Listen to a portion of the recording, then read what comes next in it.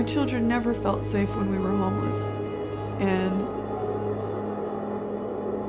I think that they would play and try to be normal children, but I felt like I was not worth anything. I felt worthless as a mom. We were sometimes in the car, sometimes in hotels. I was assaulted 3 times. I was just always in fear, not sure where I was going to be, not sure what I should do. And Cheyenne started screaming, I want to go home. I'm like, Cheyenne, we don't have a home right now. So then we end up, that's really sad.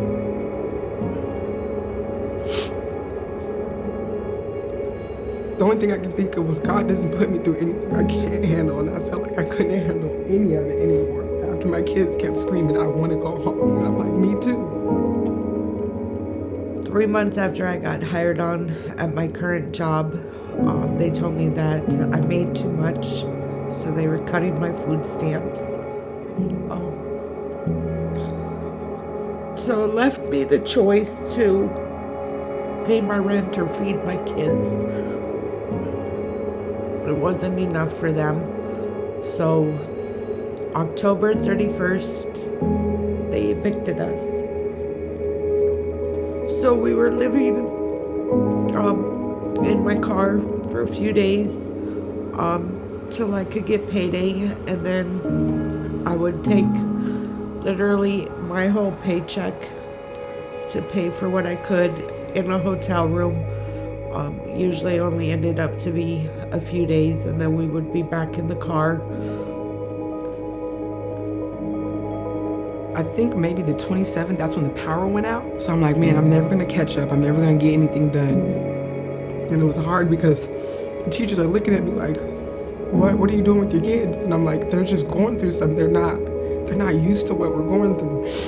So I wasn't taking them to school. So I said, okay, maybe that'll help them back on their same routine. I took them to school and the behavior was horrible. Cheyenne would stand on her cot and scream at the top of her lungs, I want to go home, I want to get in bed. And Peyton was like, she wouldn't sleep, she wouldn't eat, she was like cursing, she was pushing kids, and Peyton's the sweetest kid I know. She doesn't hurt anyone. My kids are Chloe and Caleb, they're like night and day. But during this process, I did notice that Caleb is who it took the biggest toll on. He withdrew into himself and kind of became a shell of who he really was. And it was hard to watch him do that as his mom. My children really are super people, so sweet, so well-mannered, and so polite. But during this time when we were sleeping in a car, they started questioning me and being a little bit disrespectful. And I felt like my life was spinning out of control. Just on the hope that something might go good, I came out here and I had an interview at Vine Maple Place. And she said, well, I do have a place for you. And I started crying and I said, are you serious? I can't believe this. And she said, yes, I have a place for you and we can go see it right now if you want to. And I was so happy. I couldn't believe it. Got accepted into the program that day. Was able to move my kids out of the car into a 2-bedroom apartment for once. Like I felt the weight leave my shoulders the minute I walked through the door.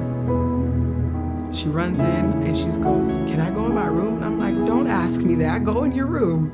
She runs in there, she's like, my bed, my toys, my curtains, everything.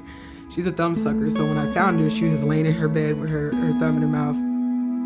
The kids came into the program. They were a little bit slower to open up than they usually are.